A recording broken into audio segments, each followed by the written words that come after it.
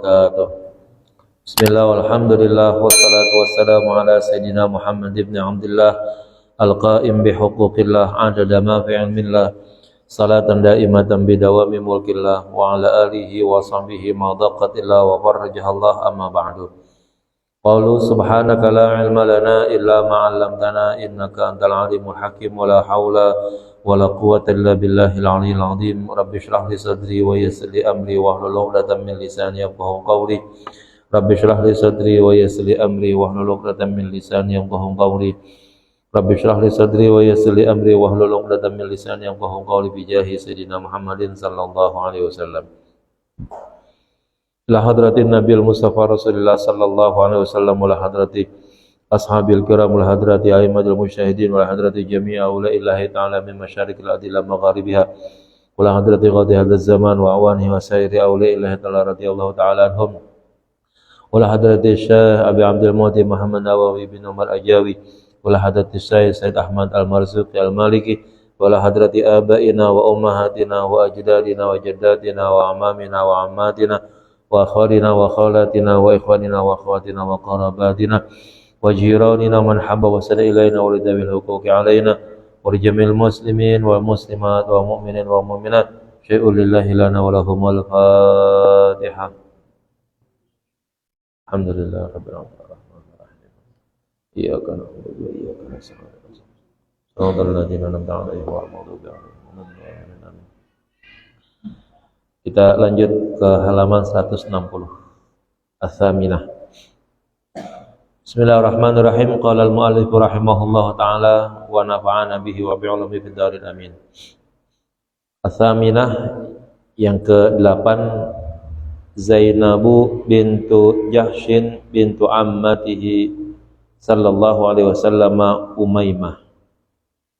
Zainab binti Jahsy binti bibinya Rasulullah sallallahu alaihi wasallam yaitu Umaymah. Wa kana ismuha, dulu nama daripada Zainab adalah Barrah. Fasammaha, maka Rasulullah memberikan nama kepadanya Rasulullah sallallahu alaihi wasallam Zainab dengan nama Zainab. Wa kanat qablahu inda maulahu Zaid bin Harithah fatallaqaha. Dulunya sebelum Nabi itu ada bersama budaknya Nabi yaitu Zaid bin Harithah. Fatallaqaha, lalu Zaid menceraikannya. Falamma halat, tatkala Zainab sudah halal, sudah selesai iddahnya maksudnya, zawwajahullahu iyyaha, maka Allah mengawinkan Nabi Muhammad kepada Zainab. Sanata arba'in, tahun keempat Hijriah, ala ahadil aqwali, menurut salah satu pendapat yang kuat, wahia yauma idin bintu khamsin wa thalathina sanatan, dan Zainab pada waktu itu berusia 35 tahun.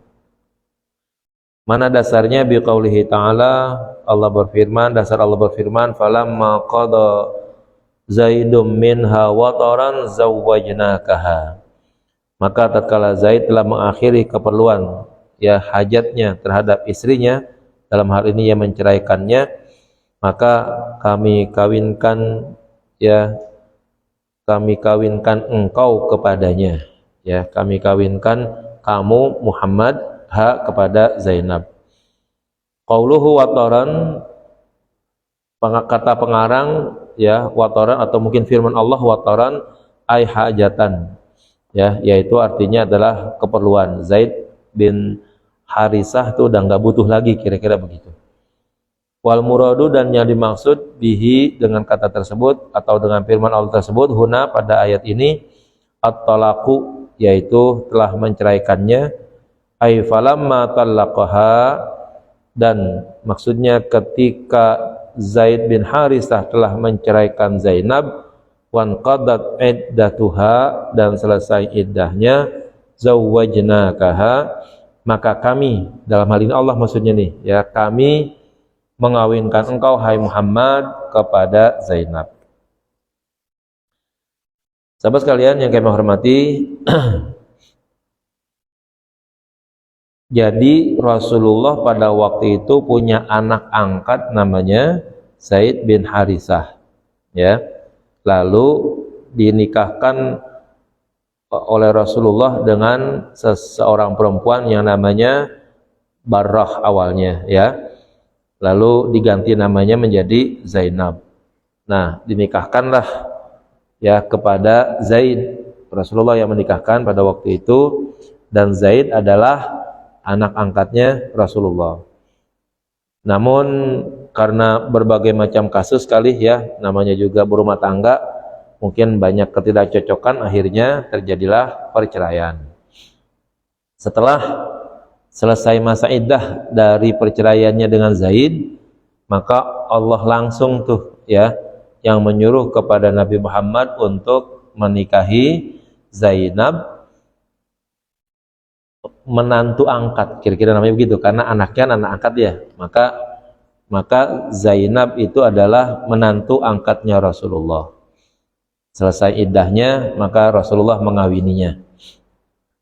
Ada hal yang perlu kita tinjau di sini. Yang pertama, bahwa kalau di dalam ajaran agama Islam mengawini menantu itu hukumnya haram, ya, karena nanti hubungannya itu muharramat bil musaharah namanya. Tapi permasalahannya adalah Rasulullah dengan Zaid itu bukan anak kandung, ya, beliau adalah anak angkat. Ya, jadi Rasulullah mengangkatnya sebagai anak, maka dipelihara oleh Rasulullah. Nah, kemudian dewasa dikawinkan. Dulu dalam pandangan orang Arab ya, bahwa menikahi istri anak angkat berarti menikahi menantu angkat, kalau begitu ya, itu adalah hal yang dilarang dalam budaya Arab pada waktu itu, ya. Sementara dalam ajaran Islam itu tidak ada hal yang menyebabkan menantu angkat itu menjadi haram, ya. Dalam hal salah satu daripada yang diharamkan wanita-wanita itu diharamkan dinikahi, itu diantaranya jalur keluarga, ya, ibu, anak, ya, terus nenek misalnya, cucu ke bawah itu termasuk yang haram. Kesamping bibi, ya, baik dari bapak maupun dari ibu. Ya, kemudian jalur saudara susu, ya, kemudian jalur perkawinan, ya, antara menantu dan mertua tuh, ya, itu jalurnya adalah jalur haram tuh jadinya. Sementara Rasulullah dengan Zaid itu adalah anak angkat, di mana Zaid bukan anak langsung, ya, dan boleh dikatakan tidak ada hubungan sedarah dengan Rasulullah begitu. Sehingga karena Zaid itu bukan anaknya Rasulullah langsung, maka berarti Rasulullah tidak ada hubungan darah dengan Zaid. Nah, maka sebagai anak angkat berarti ya pada dasarnya sih orang lain, karena hanya sebagai anak yang dipelihara aja oleh Rasulullah begitu, ya. Artinya kalau begitu ketika Rasulullah jadi mertuanya Zainab gitu, itu ya berarti Rasulullah adalah mertua angkatnya dan Zainab adalah menantu angkatnya. Pada dasarnya, dasar yang awal tuh antara menantu dan mertua kan nggak boleh nikah. Tapi karena jalurnya adalah jalur anak, ya, yang langsung anak kandung. Sementara Zaid itu adalah anak angkat. Maka Rasulullah akhirnya menikahkan, ya, Zainab, ya, yang boleh dikatakan sebagai anak menantu angkatnya. Untuk apa? Untuk mencegah atau menepis yang selama ini menikahi menantu angkat itu sebagai larangan dalam budaya Arab pada waktu itu, ya. Ada celaan terhadap Rasulullah, ya, bahwa Rasulullah kok menikahi menantunya sendiri gitu kira-kira. Padahal dilihat dari satu sisi betul kelihatannya menantu, tetapi itu adalah menantu angkatnya. Nah, maka dari dasar ini menjadi dasar hukum berikutnya, bahwa apabila kita punya anak angkat, ya, kemudian anak angkat itu nikah, berarti menantu itu adalah menantu angkat kalau gitu, ya. Anak angkatnya laki-laki, lalu kita yang nikahkan juga tuh, ya, karena anak kita, ya, maka akhirnya ya nikahlah anak angkat kita, maka menantunya berarti menantu angkat, kita sebagai mertuanya ya mertua angkat kalau gitu. Akhirnya tuh menantu diceraikan oleh anak angkat kita. Nah, itu walaupun statusnya menantu, namun anaknya adalah bukan anak kandung, ya, maka ya walaupun menantu itu boleh dinikahkan karena bukan anak angkat, ya, bukan anak kandung, sehingga menantu itu menjadi halal karena dia adalah menantu angkat jadinya, ya. Nah, ini ya kasus yang ada pada diri Rasulullah, itu akhirnya menjadi dasar hukum untuk ya diperkenankannya menikahi menantu angkat.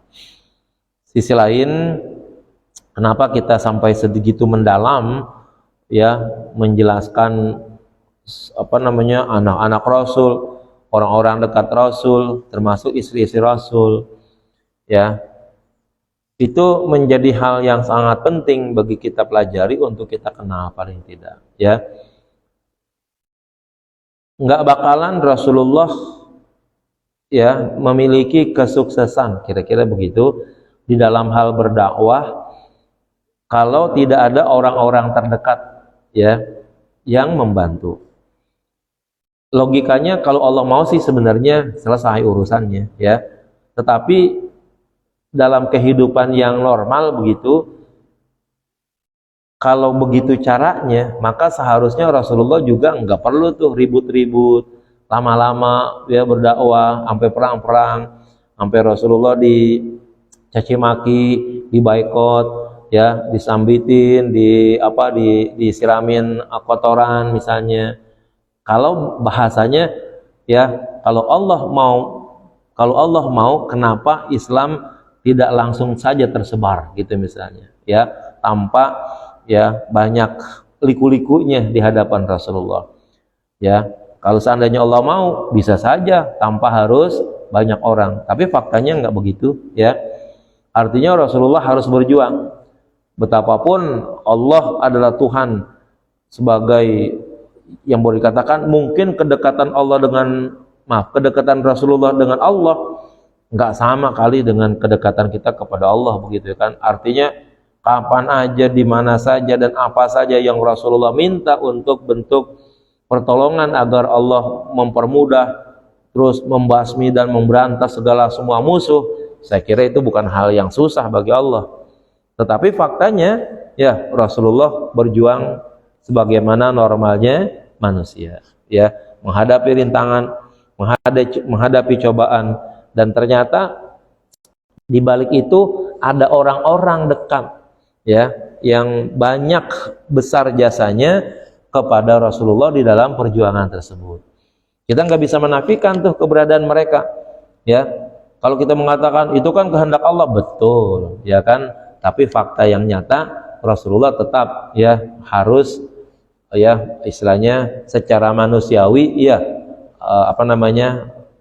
berpegang teguh, bahasanya mungkin begitu, selain kepada pertolongan Allah juga kepada pertolongan kepada orang-orang dekatnya, yang salah satunya adalah para istrinya itu.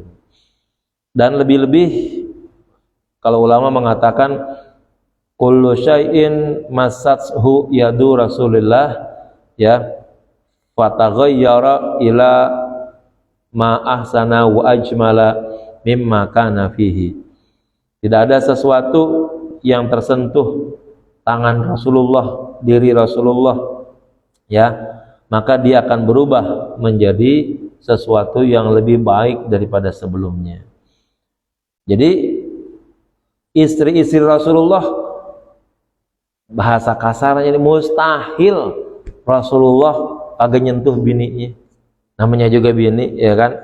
Rasulullah adalah manusia, bininya juga manusia. pastilah Rasulullah melakukan hubungan badan kepada istri-istrinya tersebut. Ya, orang yang bersentuhan hanya sekedar tangan ketemu tangan dan lain sebagainya, itu aja udah sangat luar biasa sekali mulianya. Loh, istrinya Rasulullah bukan lagi tangan ketemu tangan, ya kan, badan ketemu badan dan lain sebagainya, ada tuh namanya juga suami istri. Kita bisa alami sendirilah sebagaimana kita kepada bini-bini kita, begitu ya kan. Istilahnya hubungan Rasulullah kepada bini-bininya begitu, kepada istri-istrinya jauh dibandingkan dengan sahabat-sahabatnya, ya, yang lainnya di luar hubungan keluarga begitu. Yang lainnya Umar hebat, tapi paling-paling jabat tangan, ya. Abu Bakar mertuanya paling-paling jabat tangan, ya. Apa ada yang lebih daripada itu? Nggak ada. Duduk berdekatan paling-paling. Kalau tidur bareng nggak bakalan Umar tidur sama Nabi bareng-bareng, ya kan? Nggak mungkin. Tapi dengan istri-istrinya, Rasulullah pasti tidur bersama dengan para istrinya tersebut.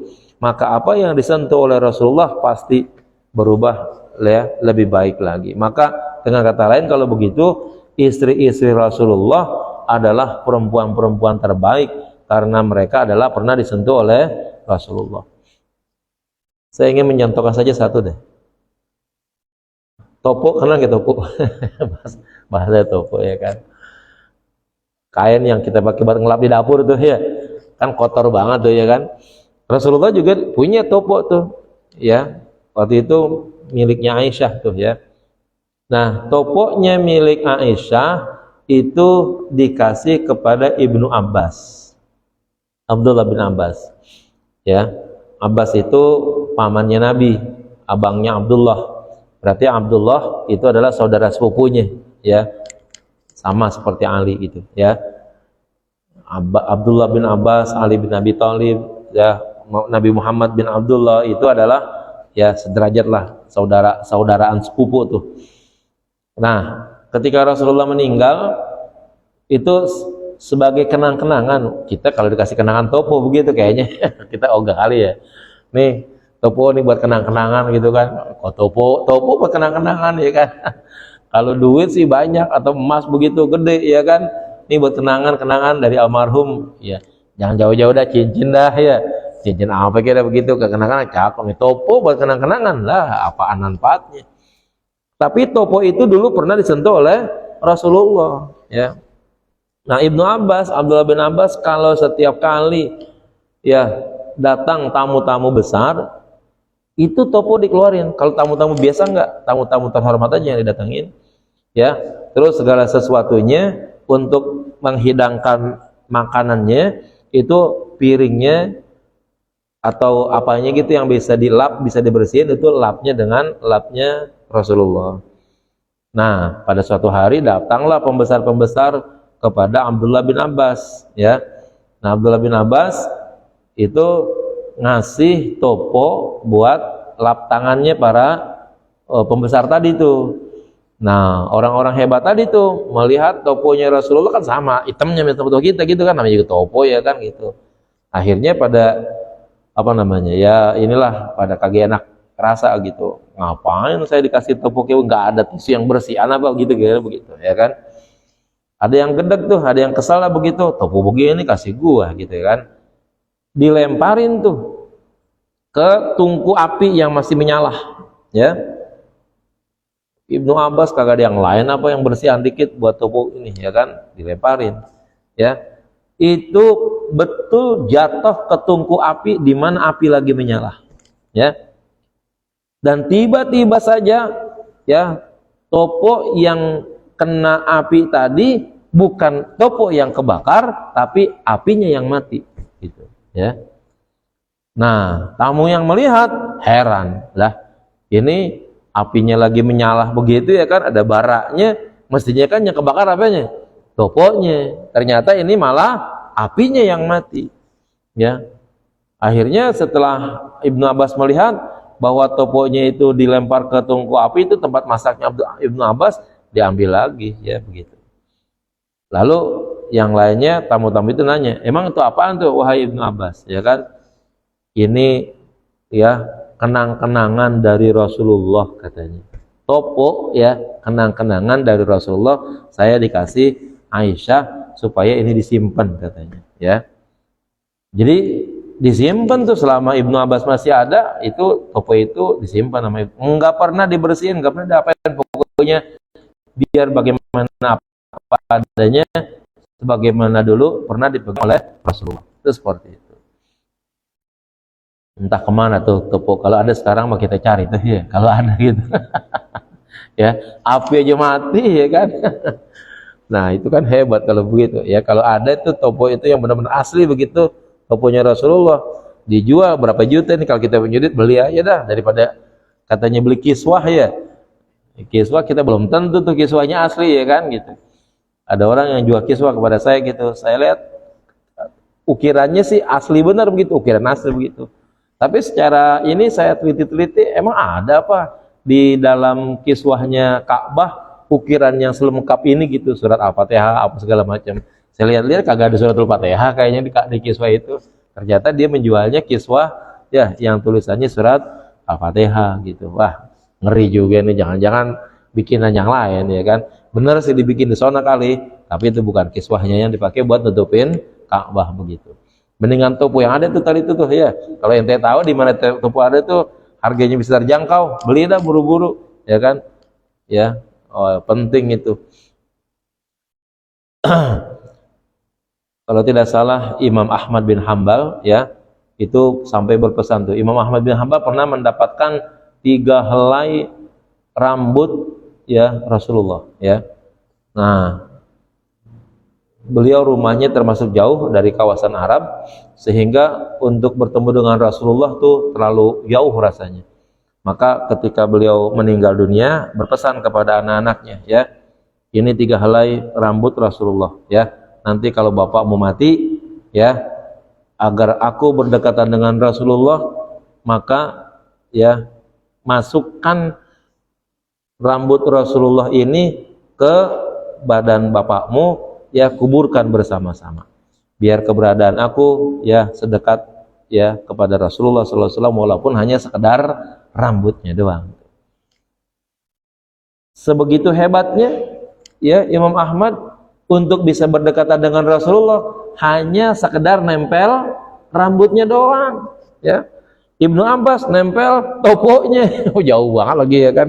Kalau topo udah jauh dah pokoknya, tapi tetap masih punya kehebatan tuh topo ya kan. Nah, coba sekarang bagaimana Anda bisa membayangkan bahwa wanita-wanita yang sedang kita bicarakan ini itu bersama hidup dengan Rasulullah ya, sekamar dengan Rasulullah ya. Anda bisa bayangkan apa yang Anda lakukan dengan istri Anda ya, kayaknya sih nggak jauh-jauh banget kali sama yang Rasulullah kerjain sama bininya ya kan. Artinya persentuhan Rasulullah dengan siapapun itu jauh lebih hebat ya dengan persentuhan kepada istri-istrinya. Artinya kalau begitu, wanita-wanita yang kita bicarakan ini adalah orang-orang terhebat ya, karena badannya ya, anggota tubuhnya pernah bersentuhan dengan badan Rasulullah sallallahu alaihi wasallam. Mukasyah ya, itu di waktu Rasulullah mau meninggal, itu termasuk ya yang membuat kesal semua sahabat pada waktu itu. Rasulullah pada waktu itu bertanya ya, dalam keadaan sakit yang udah sangat parah pada waktu itu, siapa di antara kalian yang pernah saya zalimi, baik saya tahu ataupun saya tidak tahu, sengaja atau tidak sengaja. Hari ini saya mau minta maaf atau dibalas dengan yang sama begitu ya. Awalnya nggak ada yang berani nunjuk ya kan, lalu akhirnya Ukasyah tuh yang nunjuk. Saya Rasulullah, kenapa ya, dulu engkau pernah memukul saya ya dengan tongkatmu, sekarang hari ini saya akan minta balas untuk saya gebuk juga badanmu. Rasulullah lagi sakit-sakitnya tuh ya, menjelang kematiannya kan Rasul minta maaf tuh begitu. Itu sahabat gedag semuanya tuh, marah semuanya itu. Sehingga setiap orang itu menawarkan diri kepada Ukasyah. Ya Ukasyah, nih ya, itu Abu Bakar, Umar, Utsman, Ali, termasuk Hasan dan Husain tuh kira-kira permintaannya sama semua. Ya. Ya Ukasah, nih badan saya. Ya. Kalau dulu Rasulullah gebuk berapa kali kepada kamu, gebuk nih badan saya sepuas kamu katanya. Sampai kamu puas pokoknya. Gebuk badan saya. Jangan badan Rasulullah kamu gebuk. Ya, enggak. Ya kata Ukasah. Saya enggak punya hubungan sama ente pada, ya kan? Abu Bakar digituin, Umar digituin, sampai Hasan Husain begitu juga. Ya. Ya Ukasah, nih saya cucunya Rasul. Rasulullah sedang sakit. Ya, kalau engkau mau membalas perbuatan Rasulullah kepada kamu, saya yang nalangin, kira-kira begitu. Ya, mau berapa aja pukulan, silakan sepuas-puas kamu, melebihi pukulan yang pernah kamu rasakan dari Rasulullah. Ya, kata Ukasah, enggak, saya mau mukul Rasulullah. Dulu yang mukul dia, kenapa saya harus membalas sama kamu katanya, ya kan? Nah, akhirnya Rasulullah siap tuh. Terus ketika mau dipukul dengan tongkat, udah disiapin tongkatnya. Ya Rasulullah, dulu pada waktu engkau mukul saya dalam keadaan tidak pakai baju. Ya, saya dalam keadaan tidak pakai baju. Belegot bahasanya gitu kan ya. Kalau engkau mau mendapatkan balasan yang sama dan mendapatkan maaf dari saya yang sama, buka dulu bajumu biar sama. Kalau begitu, orang makin jadi aja tuh, ya kan. Selalu setiap kali orang yang mau mencederai Ukasah tuh, Rasulullah selalu mencegah, jangan, biarin, ya kan. Rasulullah buka bajunya. Nih Umar nih, kita bahasanya lu gebuk Rasulullah, ya kan, mental pala lu, ya kira-kira begitu dah, ya kan. Ya siapa yang berani ngelawan Umar, ya kan, gitu. Lu pukul Rasulullah, misah pala lu nih, ya kan. Udah siap semua tuh sahabat untuk, ya, apapun yang dilakukan oleh Ukasah kepada Rasulullah, udah pasti dah pokoknya bisa nguburin Ukasah lah pokoknya. Nah, ternyata akhirnya setelah Rasulullah buka baju, ya kan, ya Ukasah memeluk Rasulullah begitu, memeluk badannya Rasulullah. Orang udah pada terteram gitu, ya kan. Wah, ternyata hanya itu yang dilakukan oleh Ukasah. Kata Ukasah, kalau bukan caranya begini, kok mana bisa nyentuh badan Rasulullah gitu akhirnya, ya kan. Berarti kalau begitu Ukasah supaya bisa mendapatkan badannya Rasulullah, begitu tuh, ya kan, cara-caranya. Membuat orang bingung, membuat orang kesal begitu. Tapi cara itulah yang menjadikan dia akhirnya bisa memeluk badannya Rasulullah tuh, begitu. Kalau nggak begitu ya kagak bisa kan, namanya begitu. Ini bukan berarti kalau begitu orang, ya, ingin mendapatkan apa? Sentuhan dari Rasulullah. Coba bayangkan, ama bini, ya kan, ama istri-istrinya Rasulullah. Apakah ada bini istri yang tidak disentuh oleh suaminya, ya kan? Tidak mungkin. Maka keberadaan istri-istri Rasulullah dapat dikatakan bahwa mereka adalah wanita-wanita terbaik karena mereka sudah bersentuhan langsung dengan Rasulullah Shallallahu Alaihi Wasallam. Yang lain aja minta bersentuhan dengan Rasulullah, sampai istilahnya bikin GR dah tuh orang tuh, bikin geger sahabat, anak, cucu, mantu, ya kan, semuanya itu dibikin geger oleh Ukasah tadi, seperti itu. Wa kanat taftakhiru ala nisaihi sallallahu alaihi wasallam taqulu, Zainab berbangga diri atas istri-istri Nabi sallallahu alaihi wasallam yang ia berkata, inna aba'akunna ankahukunna, ya, kalian itu sesungguhnya bapak-bapak kalian adalah orang-orang yang menikahkan kalian. Wa innallaha ta'ala ankahani iyahu, akan tetapi Allah Subhanahu wa taala adalah yang menikahkan saya kepada Rasulullah min fawqi sab'i samawatin, di atas 7 lapis langit. Wa fiha nuzilal hijab, dan pada Zainab lah diturunkan ayat tentang hijab, ya, ayat tentang menutup aurat begitu, ya. Jadi memang Zainab adalah satu di antara istri Rasulullah yang memang jelas-jelasan Allah yang nyuruhnya begitu, ya, dibandingkan dengan yang lainnya. Wa ghadaba 'alaiha Rasulullah sallallahu alaihi wasallam liqauliha fi Safiyah binti Huyai, ya, dan Rasulullah marah, ya, kepada Zainab karena ucapannya kepada Safiyah yang menyatakan bahwa dia adalah sebagai wanita Yahudi. wa hajaraha fi Dzulhijjah, maka Rasulullah itu artinya hajara itu bukan menghijrahkan nih ya, mendiamkannya begitu ya, mendiamkannya, tidak apa namanya, tidak mempedulikannya begitu, fi Dzulhijjah pada bulan Dzulhijjah, wal Muharram bulan Muharram, wa ba'di Safar dan beberapa hari bulan Safar.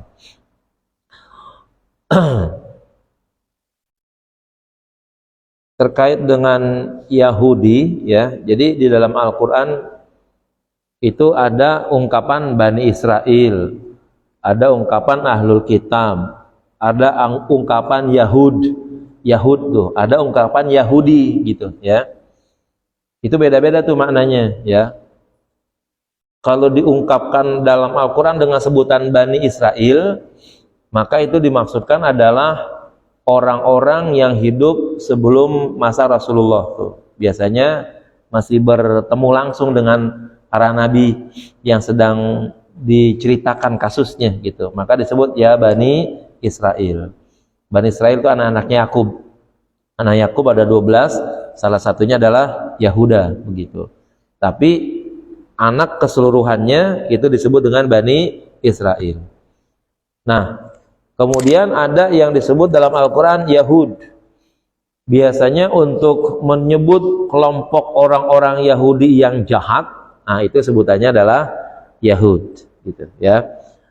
Kemudian menyebut Yahudi ya, itu biasanya untuk menyebut orang yang memang keturunan Yahudi, beragama Yahudi, dan orang lain yang simpati dengan Yahudi. Nah itu disebut dengan Yahudi namanya ya. Jadi bisa jadi memang betul-betul orang yang beragama Yahudi atau keturunan Yahud ya, Yahuda, atau orang-orang yang simpati, yang suka dengan ajaran Yahudi walaupun dia bukan orang Yahudi. Saya kalau seandainya suka, gemar, demen atau apalagi ngikut dengan ajaran Yahudi, sebutan saya adalah Yahudiyun gitu namanya ya. Nah, ada lagi yang disebut dengan Ahlul Kitab. Ahlul Kitab itu biasanya adalah orang-orang alim di kalangan Bani Israel ya, orang-orang alim yang memang mengerti tentang kitab, baik kitab Taurat ya, Zabur dan Injil. Nah, itu mereka mengerti, bahasa kita mungkin ya kiainya lah begitu ya, orang hebatnya Bani Israel. Nah itu kemungkinan besar mereka yang ahli-ahli kitabnya itu disebut yang ahli-ahli dari dalam kitab suci mereka. Nah itu mereka biasanya disebut dengan Ahlul Kitab.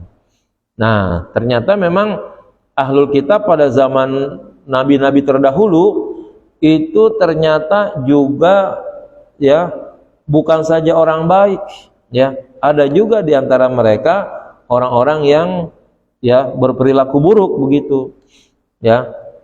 Satu di antara keburukan mereka misalnya ada upaya untuk menghilangkan ayat rajam ya dari kalangan Ahlul Kitab tuh. Kenapa? Karena kiai-kiai mereka tuh yang Ahlul Kitab itu ternyata juga adalah banyak yang melakukan perzinahan pada waktu itu. Sementara hukum zina ya dari nabi-nabi terdahulu hampir sama ya, mendekati kesamaan dengan zaman Nabi Muhammad begitu.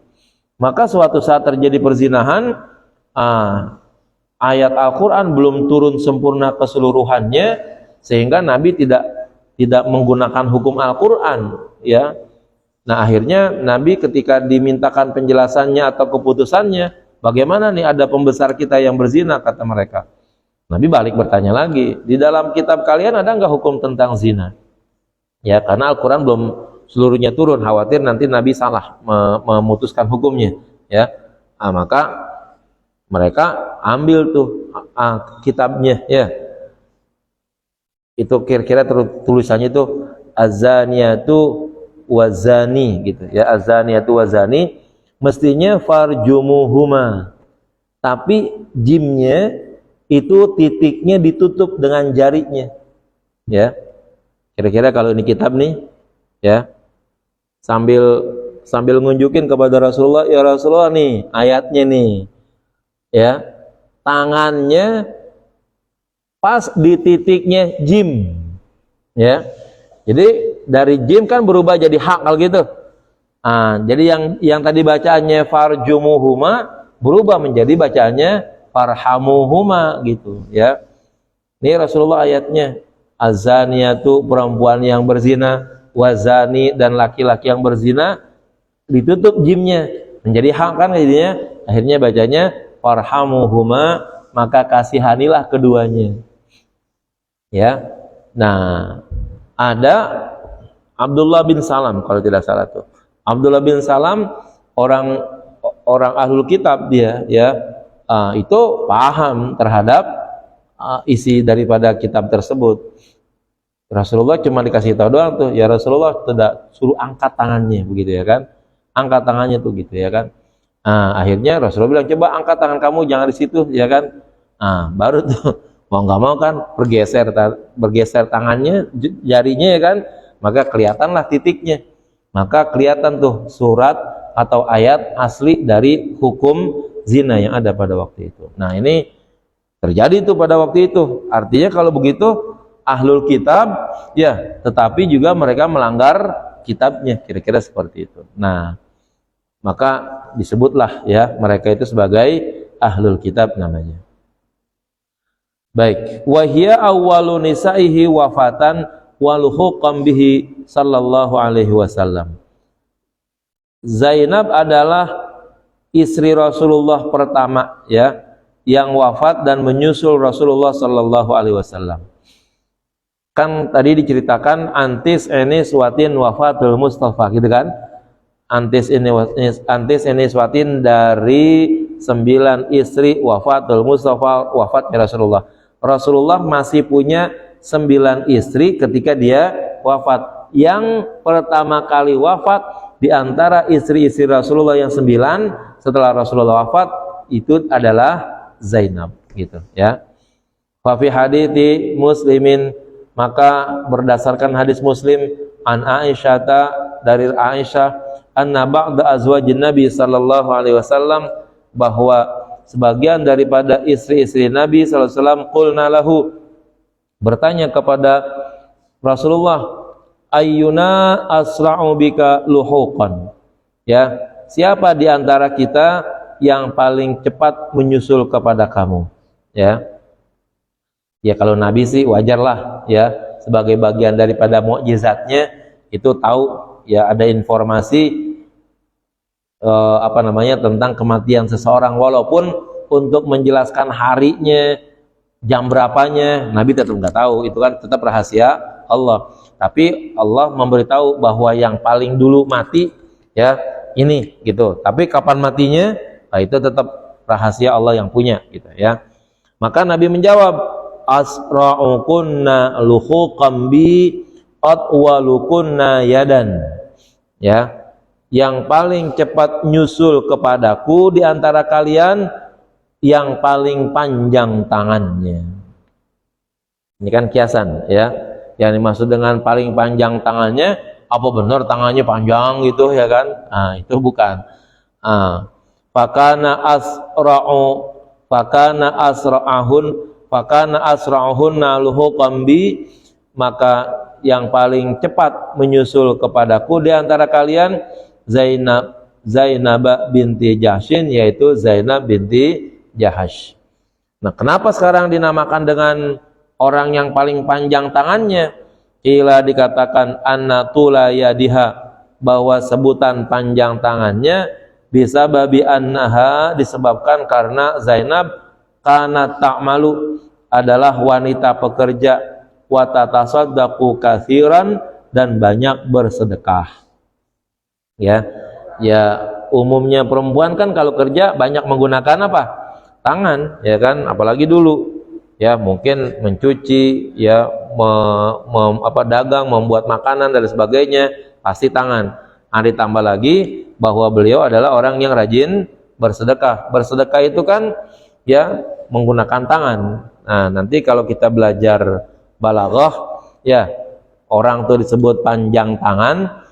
Itu namanya balaghahnya majaz mursal namanya. min itlaqis sabab wa iradatil musabbab, itu ya. Disebut tangannya, tapi dimaksudkan adalah ya akibatnya. Disebut tangannya, tapi yang dimaksud akibatnya, panjang tangan karena sering ngasih sedekah begitu ya. Jadi orang yang banyak sedekahnya di dalam bahasa Arab disebut dengan tulul yad namanya ya, orang yang panjang tangannya. Itu majaznya disebut dengan majaz mursal min itlaqis sabab wa iradatil musabbab namanya ya, karena tangannya menjadi sebab untuk kemudian dia bersedekah gitu. Tuwafiyat, beliau wafat sanata ishrin ya, tahun ke-20 Hijriah.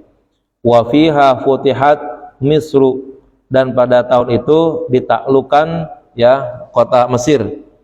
Wa qila ihda wa ishrin, dan dikatakan beliau wafat ya itu pada tahun ke-21.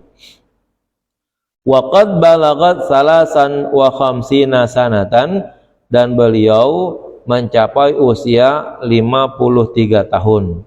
Wa dufinat bil Baqi', dan dikuburkan di pekuburan, kalau kita di sini namanya wakaf lah ya. Wakaf itu namanya di Baqi', dekat Masjid Nabawi itu. Kalau di Syam tuh namanya turbah ya. Jadi tempat pemakaman itu namanya disebut dengan turbah.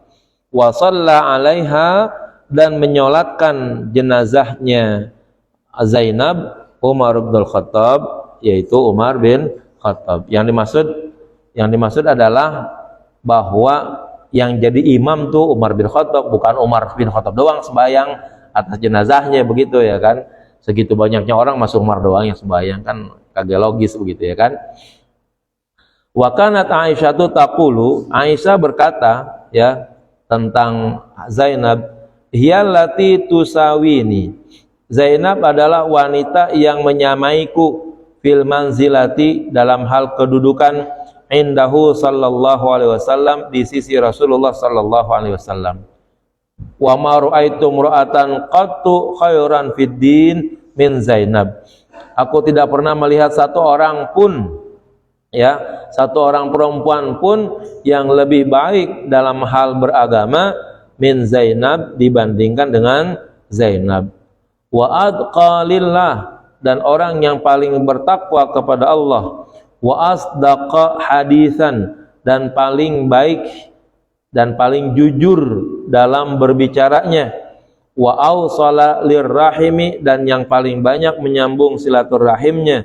Wa a'zama sadaqatan, dan yang paling besar sedekahnya. Jadi dalam hal ini Aisyah tuh merasa dia disamain dengan Zainab ya, karena kehebatannya dalam bidang yang baik-baik tuh ya, agamanya baik, takwanya baik, terus kemudian bicaranya jujur, silaturahimnya, dan juga ya paling banyak bersedekah. Ini yang kayak gini-gini nih ya, baru terekam. Kemungkinan besar orang tuh kalau udah mati tuh begitu ya. Maka kita penting untuk bisa berbuat yang terbaik. Nggak usah diunjuk-unjukin begitu. Zainab saya kira bersedekah nggak mungkin kali dia pamer-pamer gitu. Woi, gue sedekah nih ya kan? Nggak mungkin begitu. Istri Nabi mana mungkin bersedekah kayak begitu. Saya malah berkeyakinan karena beliau adalah istri Rasulullah, sangat memungkinkan di dalam bersedekahnya itu dilaksanakan dengan cara yang terbaik, sembunyi-sembunyi ya kan, berupaya untuk menghindari ya supaya jangan mendekati kepada riya. Tapi memang dasarnya bahwa itu adalah sebagai sebuah kebajikan yang Allah tunjukkan, maka pada akhirnya betapapun dikerjakan dengan cara sembunyi-sembunyi, tetap saja nanti di masa ya beliau sudah tidak ada akan terungkap tuh ya bahwa beliau adalah orang yang baik dan orang yang banyak bersedekah. Ya, kalau kita kan sekarang giliran sedekah sedikit aja ya kan. Oh, pamernya masukin Facebook, masukin cerita ya kan di Facebook tersebut. Belum lagi sekarang klik video apa tuh namanya ya. Ya macam-macam lah ya kan. Belum lagi sebar di WA, di grup ya kan. Alhamdulillah bisa bersedekah, membantu anak yatim. Ya, pret yang begitu ya kan. Buang-buang itu mah namanya. Ya, buang-buang harta kalau begitu. Manfaatnya kagak ada, pahalanya jadi kagak ada. Jadi zaman sekarang emang luar biasa sekali. Dulu ulama-ulama dulu bagaimana berupaya untuk menyembunyikan sekuat-kuatnya ya amal ibadah yang mereka kerjakan agar jangan orang tahu bagaimana dia berbuat kebaikan. Kalau orang sekarang emang dipamer-pamerin ya perbuatan baiknya biar sebanyak-banyaknya orang pada tahu yang kayak begitu. Jauh berbanding terbalik dengan orang-orang terdahulu tuh pada masa yang lampau. Mereka berupaya untuk menjaga seikhlas mungkin beramal untuk hanya Allah, jangan sampai ada orang yang ya melihatnya, menilainya dan lain sebagainya. Tapi kebalikan sekarang ya. Wa amma Zainab, adapun Zainab bintu Khuzaimah ya, putri Khuzaimah, fatazawwajaha sanata salatin ya, maka dikawinkan oleh Rasulullah tahun ketiga. Wa kanat tud'a fil jahiliyah ummul masakin, dan beliau dipanggil dulu pada masa jahiliyah dengan sebutan ummul masakin ya, ummul masakin. Li'it'amiha, karena Zainab binti Khuzaimah selalu memberikan makan kepada ya orang-orang miskin. Walam talbas indahu illa syahraini aw thalasan ya, dan tidak tinggal di sisi Nabi kecuali selama 2 atau 3 bulan. Summa matat, kemudian meninggal dunia. Wa shalla 'alaiha Rasulullah sallallahu alaihi wasallam wa dafanaha bil baqi, kemudian meninggal dunia lalu disolatkan oleh Rasulullah sallallahu alaihi wasallam dan dikuburkan di Baqi. Wa qad balagat nahwa salasina sanatan, dan Zainab binti Khuzaimah mencapai usia 30 tahun. Walam yamut min azwajihi sallallahu alaihi wasallam, dan tidak ada yang meninggal di antara istri-istri Rasulullah sallallahu alaihi wasallam fi hayatihi, pada masa hidupnya Rasul, illa hiya wa Khadijah, kecuali Zainab bintu Khuzaimah dan Khadijah. Ada lagi yang dikatakan wa Raihanah ya alal qaul ya, dan ada lagi Raihanah menurut beberapa pendapat bi annaha zaujatuhu ya, bahwa dikatakan Raihanah itu adalah istrinya Rasulullah sallallahu alaihi wasallam ya. Wallahu a'lam bishawab. Al-Fatihah.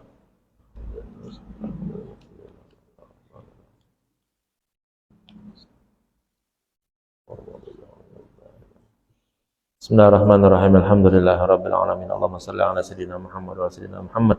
Allahumma rzuqna fahman nabiyyin hamzal mursalin wa sur'atil hamalat muqarrabin. Allahumma anfa'na bima 'allamtana wa 'allimna ma yanfa'una wa 'allimna ma jahilna. Allahumma ij'alna wa auladana banatina wa dhurriyyatina min ahli wal khair wa la taj'alna wa iyyahum min ahli syarri wa dhurra wa qulubana qulubuhum arifin wahdina wa iyyahum siratal mustaqim siratal ladzina an'amta 'alaihim ghairil maghdubi 'alaihim waladdallin. Rabbana atina fid dunya hasanah fil akhirati hasanah wa qina adzabannar. Sallallahu alaihi sayyidina Muhammad walhamdulillahi rabbil alamin. Mohon maaf. Assalamualaikum warahmatullahi wabarakatuh.